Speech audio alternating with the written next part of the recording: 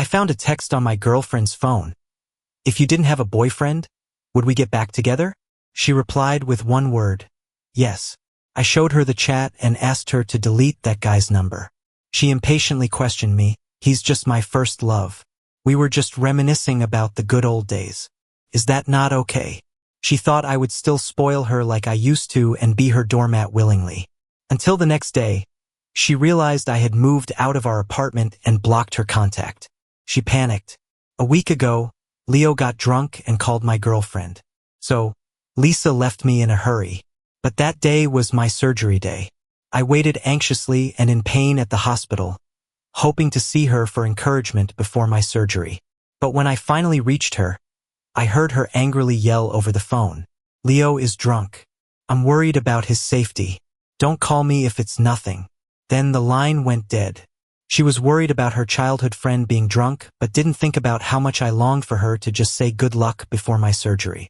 After coming out of the operating room, my whole body felt numb, like the anesthesia hadn't worn off. Looking at the empty hospital room and the empty inbox and call log on my phone, I felt emotionally numb too. I never held grudges against Lisa. No matter how she treated me, I always obeyed her, staying in love like we just started dating. But this time I felt tired. After leaving the hospital, I stayed at a friend's place and didn't go back to the apartment with Lisa. Lisa eventually found me at my friend's house and brought fruits I love and 2 movie tickets. She rarely gave me a way to back down. Usually, even if I was upset, I had to calm myself first, then go and appease her, regardless of who was at fault. This relationship had been like this from the start. At gatherings, friends would joke that I was a romantic fool, but I always thought if I cherished Lisa enough, she would someday understand and appreciate my sincerity. But even when she came to make up with me, she did so proudly. Is this all a grown man can take? Wasn't the surgery successful? Why can't you let it go like before? That's when I realized Lisa probably always understood my sincerity. She knew it but treated it as insignificant, so she didn't cherish it. On the day of my surgery, just before the anesthesia kicked in, I reflected on our 3 years together. As I lost consciousness, Lisa's cruel words echoed in my head again. Don't call me if it's nothing. I finally realized that, compared to Leo, I could be discarded at any moment. Even on the day of my surgery when I was most vulnerable and needed support, even knowing that I planned to propose after the surgery, marking a new phase in our relationship, she still left me for him. I couldn't count the times after Leo entered our lives. Things like this happened. She only cared if Leo was happy. If he got drunk, it was a big deal for Lisa, but she mocked me for not being manly enough when I simply needed company for my surgery. I eventually went back to the apartment with Lisa. I had work to catch up on, and my laptop was there. Once we got home, I locked myself in the study to catch up on days of missed work, until Lisa knocked on the door. Evan, didn't you say you had something important to do after the surgery? I was going to propose, and she knew because I took her to pick out her ring weeks before. That ring was big and bright, just dazzling. I thought it suited her. But Lisa complained that I was too predictable. I always wanted to ensure that gifts fit her taste before presenting them, but it could never compete with the surprises Leo gave her. Inside the study, I said nothing. Lisa continued, if you don't say anything, I'll unlock the door and come in. After this proposal, let's go visit your parents, all right? I reluctantly agreed. Okay. If it were the past, I'd be overjoyed for Lisa to care so much about my proposal. But this time, I had an inexplicable sense of resistance. Lisa asked me to book a table at her favorite restaurant. We agreed to meet after work, but I waited until closing time and Lisa never showed. I worried about her safety, calling several times, but the line was busy. Eventually, I went back to the apartment. Through a door, I heard Lisa singing. Her voice was soft and gentle. Lisa's singing was what first attracted me to her. But once we started dating, she never sang for me, despite my requests. Lisa, when we used to be together, you always sang this song for me. Remember? She was on the phone with Leo. On the other end, I heard Leo's voice, and a notification popped up that Leo tweeted, "Grateful for your voice still around, and you too." He attached a video of Lisa singing. As I saw the post, Coincidentally, at midnight, the fireworks meant for Lisa exploded outside. With a pop, the sky filled with dazzling colors, spectacular as ever. Lisa excitedly announced into her phone, "Leo, there are beautiful fireworks. Let me show you on video." As the fireworks faded, my heart turned cold. All feelings disappeared with them. Late at night, Lisa knocked on the study door. I didn't want to open it, but she kept knocking. I reluctantly opened the door after all.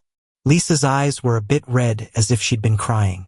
She quickly stepped inside, wanting to hug me, but I instinctively moved away.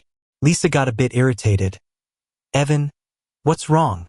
Her phone was still lit up, displaying a chat with a close-up photo of her and Leo.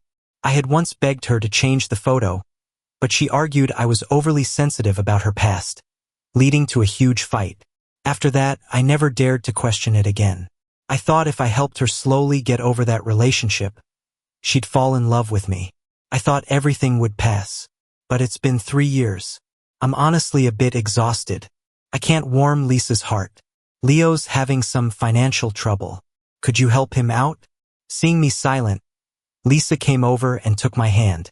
Her tone had softened a lot. After all, he's an old classmate of ours. I almost laughed, not even willing to give Lisa a glance. "So on the night I was going to propose to you, you didn't even send me a message, canceled on me, just to appease your first love and sing for him? And after you were all lovey-dovey reminiscing about old times, you want me to help him too? Like I'm some kind of tool?" After hearing what I said, Lisa, as always, was unapologetic. He called me, saying he was in trouble. I couldn't just turn him away, right? I waved my phone around. If he's in such a financial emergency, how does he have the energy to tweet to remind me of his existence? "Lisa, I'm really tired. I have work tomorrow." I pushed Lisa out the door despite her accusing me of being heartless. To make her point, Lisa moved back to her place, taking a lot of her stuff but leaving Denny behind. Denny was Lisa's dog, but over time, he became my dog. If he got sick, I'd rush him to the vet in the middle of the night. I was the one caring for his daily needs. When I used to cuddle with Lisa and the dog, I'd happily think how nice life was, with just the two of us and a dog, even if it was tiring. After Lisa moved out, I patted Denny on the head, and he didn't seem too bothered by it. No wonder, taking care of Denny was always my responsibility anyway. Just as I thought things were calming down, Leo showed up. "As a man, I don't think you should treat Lisa this way." I almost laughed out loud. "Lisa," he said her name so familiarly you'd think they were a couple. "How I treat Lisa is none of his business, especially since I've given all my heart."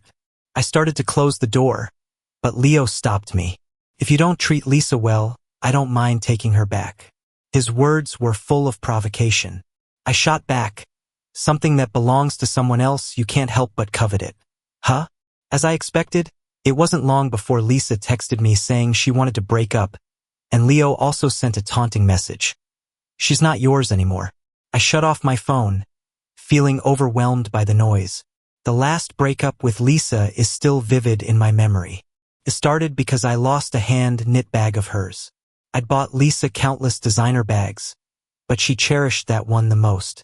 After losing it, she had a huge fight with me and heartlessly broke up.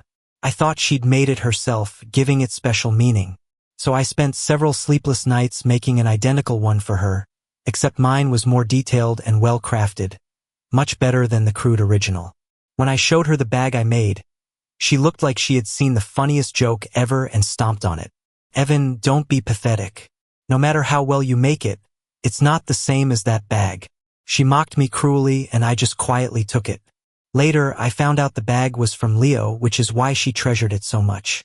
I realized that no matter how many expensive bags I gave her, no matter how well made they were, it didn't matter. Why was I degrading myself like this? After Lisa moved out, I felt a peace in my heart I'd never known. It was like my heart was still under the anesthesia from that surgery, unable to wake up. Lisa posted about food, and Leo posted about her silhouette on Twitter. They played their little games on Twitter like it was the funnest thing. The only feeling I had was that something was slowly peeling away from my heart, bit by bit, though painful, leaving me with an unheard of sense of relief. until Lisa's mom came with her. Lisa didn't look happy. She must have been forced to come by her mom, and Leo tagged along, probably following Lisa around. Even though Lisa and I had our issues, I had no reason to be disrespectful to elders, so I respectfully invited them in. I gave Leo a dirty look as he entered. Uninvited, without any reason. Lisa wasn't pleased. I'm also the host here, I invited him. I paused. Even in front of the parents who knew about our relationship, she didn't hide her defense of Leo. During dinner, considering Lisa's mom's taste, I made some spicy dishes. When I served the food, Lisa thoughtfully got a bowl of water for Leo, which reminded me that Leo couldn't handle spicy food. It also reminded me of when Lisa used to mock me for being a big guy who couldn't handle spice. To accommodate her taste, I forced myself to eat spicy food, hurting my stomach in the process. But true love doesn't require you to change yourself. Leo could choose not to eat spicy food, and Lisa would naturally prepare a bowl of water for him. But when I needed to avoid spicy food after my surgery, she never took it seriously. Turned out my efforts were just a joke. Leo smiled, pulled the bowl of water towards himself, and pointedly said to me, "Lisa's always been so considerate." Indeed, she was just not towards me. I knew Leo was trying to provoke me by saying that, but I didn't care anymore. After the meal, Lisa's mom insisted she stay. Lisa's mom saw promise in us, so after each argument, she'd play peacemaker, and Lisa would go along. It's a familiar routine. After her mom left, I went to feed Denny as usual. But when I opened the door, Denny bolted out like a shot. On the sofa, Lisa and Leo were laughing about something, clearly disrupted by Denny's sudden appearance. Sensing the unfamiliar and threatening vibe, Denny growled at Leo. Leo laughed, pointing at Denny. "Is this Evan's dog?" His laugh carried a hint of mockery. A dog like him, just like his owner, pushes everyone away. But before he could finish reveling in his own joke, my words were barely out when Denny lunged straight at him, leaving a scratch on his hand. As Leo yelped in pain, I was cheering Denny on in my heart. But then Denny yelped. It was from Lisa kicking him hard, with the high heels I'd recently bought her. I quickly ran forward to protect Denny. He was terrified, hiding under my feet, shaking all over. His eyes were filled with tears, and there was a bit of unspeakable grievance in his gaze. I understood. He wasn't trembling because he got kicked. He was hurt because the person who did it was Lisa, his once beloved owner. My heart ached like hell. "Evan, it bites people. Why are you still protecting it?" Lisa looked at me coldly, like she wanted to devour me and Denny. In some ways, I felt I was just like Denny. At least, with the whole Leo thing, we were both the ones cast aside. Lisa turned away, her expression changing to one of sympathy as she lifted Leo's sleeve. I held back my anger, picked Denny up, and headed for the door. But Lisa just wouldn't quit, following us. She muttered, "You should give it away sooner." Felt like a cold bucket of water splashed over me. The true meaning of despair. Covering Denny's ears, I turned back and yelled, "Lisa, enough." Maybe it was because I had never been so stern with her before, but Lisa looked at me incredulously. Ignoring her gaze, I carried Denny out without looking back. I took him to the vet. Thankfully, the doctor said he was just shocked and nothing serious. On the way back, Denny kept nuzzling his head against my face, sensing something. I tried to smile at him several times but couldn't. My mind was filled with flashes of memories between Lisa and me. "Lisa, she's not worth it. There's no point holding on anymore." When I got home, Leo was gone, and Lisa was in the corner of the living room without any shoes. She ran over when she saw me, trying to take Denny into her arms. But as soon as Denny saw her, he snuggled deeper into me, avoiding her. I didn't have the strength to deal with her. I kicked off my shoes and headed inside. "Evan," Lisa called out, "you never treated me like this before." I chuckled without turning back. "But you've always treated me like this." Once in my study, I opened my phone. A few real estate ads popped up, quite timely. After that operation, I had started looking at houses near my workplace. I hadn't made a move waiting to see if Lisa would completely let me down. Now, all I wanted was to escape the little home I once cherished with Lisa. This time, either my resolve was different, or Lisa couldn't stand it anymore. She walked into the study and lay next to me. Just as she tried to put her arm around me, I turned away. Her phone lit up with a message from Leo, saying, "I miss you." That photo still hadn't changed. It used to feel like 1,000 needles stabbing me, but now it just seemed ironic. I grabbed her phone, opened the thread, and scrolled up to see just how far this had gone. Casual chats, but the eagerness to share was obvious. Leo was everywhere in Lisa's life. I had just blinded myself to it. Scrolling further, I found a heart-wrenching message. "If you didn't have a boyfriend, could we get back together?" Shameless and disgusting. Lisa's short reply stunned me. Yes. That message was sent just before Lisa told me about breaking up. She seemed guilty, reaching for her phone but kept her cool. "Evan, let's not fight, please?" I sneered and showed her the chat. "Fine, then delete him." "Caught?" Lisa impatiently questioned. "He's just my first love. We were just reminiscing." "What's wrong with that?" I agreed. "If it's so wonderful, why reminisce unless you want it back? If it's so great, leave me out of it."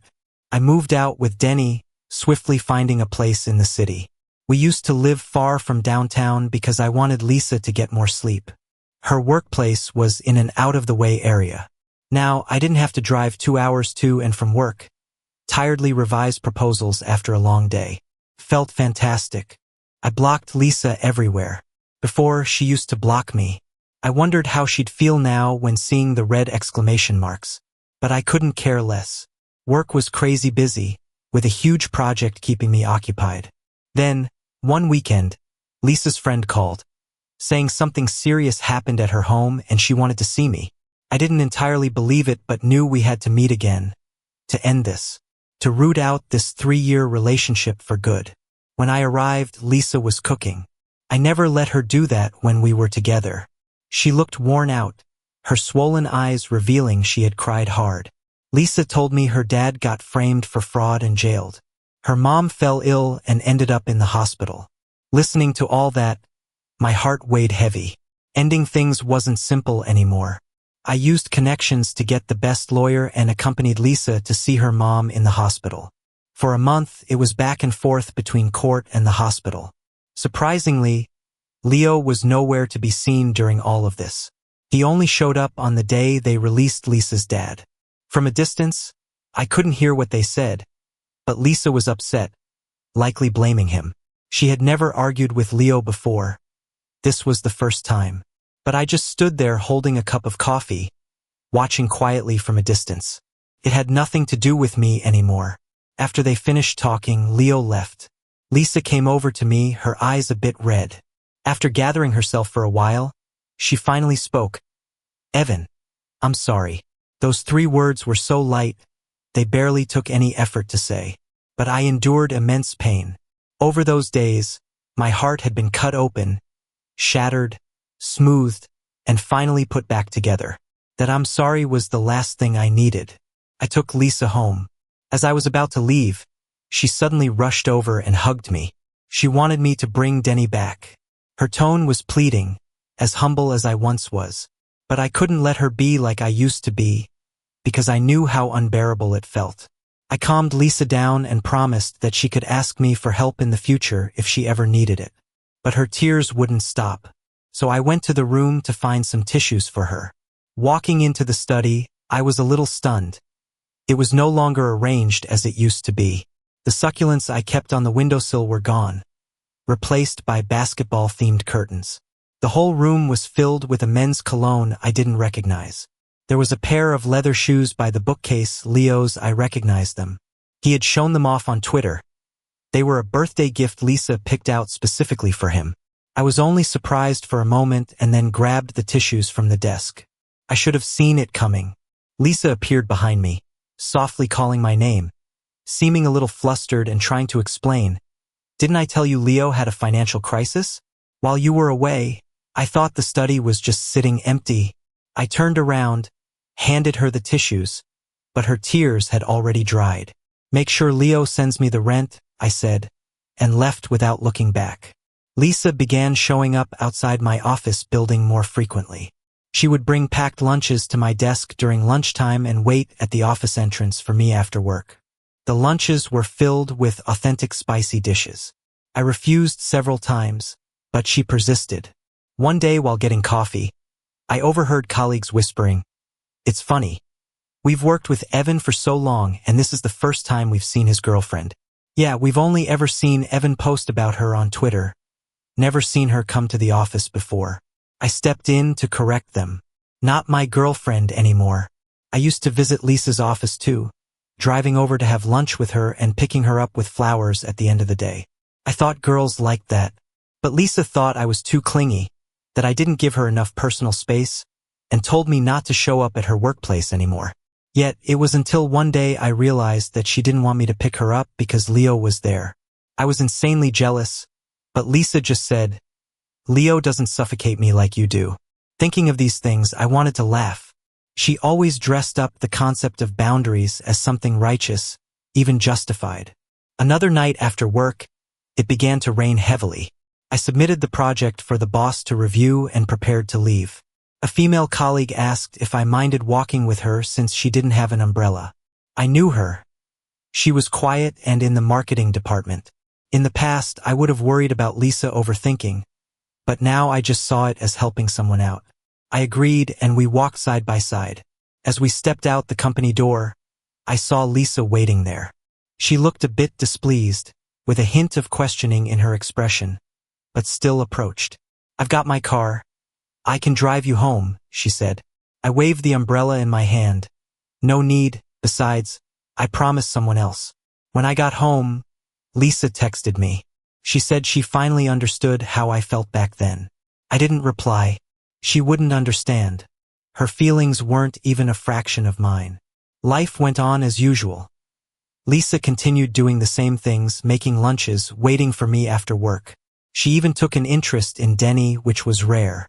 She asked what brand of dog food Denny liked, bought various toys, and volunteered to take him for walks. Turns out she could do all these things. What were those past days about, then? In front of Leo, she ignored me and Denny. I never imagined that one day my status with Lisa would flip. But facing her enthusiasm, I couldn't muster the energy to engage. Finally, on a rainy evening, she showed up at my door in a seductive dress, soaking wet, seemingly drunk, and started recounting endless thoughts of missing me. That's when I realized this needed to end. Fearing she'd catch a cold, I let her in, gave her a towel, and made ginger tea for her. I hoped when this relationship ended, we'd both leave it with some grace. "Evan, you still care about me, right?" Lisa half lay on the sofa, her eyes lingering on me with an indescribable emotion. I couldn't meet her gaze. I knew what caring felt like. It was those restless nights filled with uncertainty. It was being so sensitive that her every move tugged at my heart. It was being covered in scars yet still choosing to give. But it wasn't this feeling now. Before I could speak, Lisa's phone lit up. I accidentally glanced over as it buzzed incessantly. The same old screen, Leo and Lisa's photo together, Lisa's smile bright and joyful. I put on a smile, signaling for her to answer it. "Looks like you should deal with your things first." That night, I insisted on driving Lisa back home. After dealing with all my work matters at the company, I took a break to avoid seeing Lisa again. But she remained persistent. She texted, called, even reached out to my friends. Eventually, she even contacted my family. I had talked about Lisa countless times to my parents, praising her in every way to leave a good impression. They wanted to meet my girlfriend, but Lisa never agreed. I once begged her to meet my parents. She always said she didn't have time and to wait a little longer. That wait stretched to 2 years. I later realized she simply didn't want to meet them. She had time to hang out with Leo under the guise of friendship, and time to go to baseball games he liked, but never time to visit my parents with me. When my parents arrived, Lisa was with them, looking pleased. It seemed they were charmed by her. When I walked in, my parents had smiles plastered on their faces. During dinner, Lisa kept up the image of the perfect girlfriend. She placed food on my plate and casually shared all my little habits, making my parents laugh with her jokes. Only I knew how much I'd longed for this scene. But now it just scared me.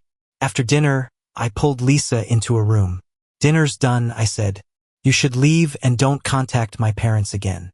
Lisa looked shocked, then got really upset. She probably didn't expect me to be this cold. "Evan, just because of what happened with Leo, you're shutting me out?" she exclaimed. "Weren't you understanding before? You used to tolerate me, right?" As soon as she said it, she realized her mistake and stopped talking. But in my mind, I could hear the rest of her thought. "Why can't you keep tolerating me now? Keep watching as I lean toward Leo and still spoil me? Why can't you keep watching me reminisce about my first love? Get jealous for me, lose your mind over it? Why can't you hold on for a little longer?" Turns out she knew all along. She wasn't oblivious to my tolerance, which is why she kept pushing my limits. She wasn't clueless about boundaries. She just thought I could handle her, so she kept hurting me. So when I was alone, facing surgery, staring death in the face, she was with her drunk ex, not a call all night. She could reminisce on those shameless good times right in front of me. With a loud slam, I pushed Lisa out and shut the door hard. Finally, the world felt quiet. In the days that followed, as I hoped, Lisa didn't disrupt my life anymore. But Leo started messaging often, mostly about how Lisa was doing. Apparently, she locked herself up in our old apartment, refusing to see anyone, didn't eat or drink, looking worse by the day. One day, Leo called, and I heard Lisa's faint voice on the other side. "Evan, can I see you one last time?" Panic hit me. Worried she might do something drastic, I rushed to where Leo said she was. When I arrived, I realized it was the park where Lisa and I had our first date. This was where I sincerely confessed to her, saying I'd love and protect her forever. But after everything, the once poorly kept park had been refurbished, replaced by towering buildings. The old, run-down playground equipment lay abandoned, full of holes, just like the state of my feelings for Lisa. Lisa seemed to have aged overnight. Seeing her condition, I knew Leo hadn't been lying. But there was no pity, only guilt and helplessness. She forced a smile and asked if I remembered this place. Of course, I remembered, but it wasn't worth reminiscing about, was it? Staring at her expectant eyes, that was all I could think to say. She nodded, disappointed. Leo grabbed my collar, eyes fierce, teeth clenched. "How can you treat her like this? Look at her." In response, I punched him hard. "I'm done with you, Leo." Felt good, a relief long overdue. The truth is, I always knew about Leo and Lisa's past. We were classmates. I watched them fall in love in college, only to separate post-graduation due to a long-distance relationship that didn't work. After we graduated, I thought Lisa and I would be like countless college friends, drift apart and never cross paths, like parallel lines, until we unexpectedly met again in this city. We began connecting again, starting as friends. She'd argue with him. I'd be there for her. They'd reconcile. I'd be happy for her. Then she went through a breakup. On a pouring, stormy night, she cried until she couldn't breathe. That's when I found she'd already taken a place in my heart. I swore to help her get past this, to help her become better. In this city, we worked hard together, from having nothing to making progress. Only then did I confess my feelings. When I did, she giggled, teasingly saying, "I knew you liked me long ago." While we were together, we did all the regular couple things, dining, movies, walking around, and we were each other's shelter through the storms, moving forward together. We had many unforgettable moments. I thought we'd continue loving each other forever, until Leo came back into her life. Maybe Leo's job relocation had him here, or maybe he couldn't let go of Lisa and came to this city for her. After he returned, things in our relationship started going downhill, fast like riding a slide. But was letting go of Leo really so hard for Lisa? I guess not really. She's used to enjoying my love while still shamelessly reminiscing about the good old days. Being let down time and again left me feeling pretty low about Lisa. So I'm done. Since the big deal from last time went through, I got recognition from the boss. He wants to promote me to the company's main office. That's in a big city. I had a similar chance before, but I turned it down flat. I just couldn't bear the thought of putting Lisa through the whole long-distance thing again, even though I knew I'd handle it way better than Leo ever did. Still, I couldn't bring myself to do it. Any piece of Lisa that was broken, I was willing to help put back together. Every bitter and sweet moment she went through, I was ready to cherish. So, I never let Lisa in on this. But somehow, the opportunity circled back to me, and I had no good reason to stay in the city anymore. This time, I didn't tell Lisa. No need to anymore. But before I left, Lisa came to see me. She brought 2 rings. With a bit of surprise on my face, she handed me the bigger ring and asked if she could propose to me. That one sentence made me realize that maybe Lisa always knew how I felt. She knew, but my love was just dust in her eyes, something she didn't value. She said after this, she wouldn't bother me anymore. I found that pretty funny. Twice, I wanted to propose to her, but both times, she walked away. Once, she left me on a cold operating table, and once, surrounded by fireworks I'd set for her. Twice, I was forgotten on the road we were supposed to travel to happiness. I shook my head. Lisa suddenly burst into tears. Seeing her sobbing like that, I didn't even feel sorry, because I remembered how I'd always held back before. I never shed a tear in front of Lisa. No matter how hurt or troubled I felt, it was all bottled up inside, never passing on bad vibes to her. But being that restrained only got me treated even worse. It's those past moments of myself that deserve sympathy. Lisa, let's part on good terms. This time it's really over. I moved to another city. My career took off and I got to see a much bigger world than I ever thought of before. Every so often, I'd hear about Leo and Lisa from some college buddies. Leo went bust, hit rock bottom. Before, he'd loved posting cryptic stuff online to needle me, but now he's vanished. I figure life ground him down. I also found out Lisa's dating someone new, a guy her family set her up with. I was surprised to hear that. When she was with me, she clung to memories of Leo. Yet after we split, they didn't get back together. Maybe that's how people are, right? We crave what we can't have. On a calm afternoon, I stood in the tallest office building, sipping my coffee, looking down at the city. A message from Lisa popped up. She wrote, "I'm getting married. Can we meet one last time?" She said, "Evan, I hope you can come." I opened my friends list and hit block. Lisa couldn't shake her old habits. And I wasn't about to become Leo.